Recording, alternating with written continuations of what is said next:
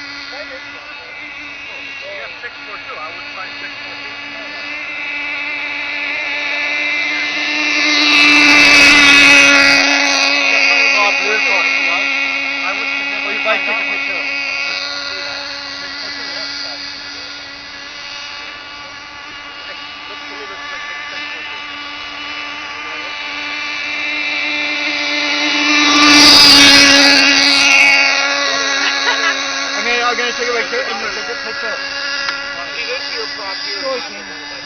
I'll take it right there, right, because I won't wet my friend.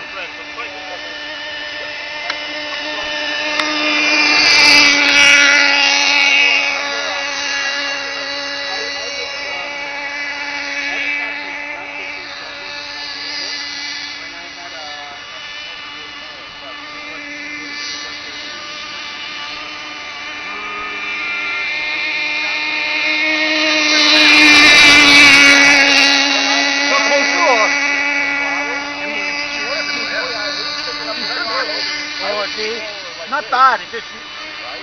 I'm more interested in the look of the...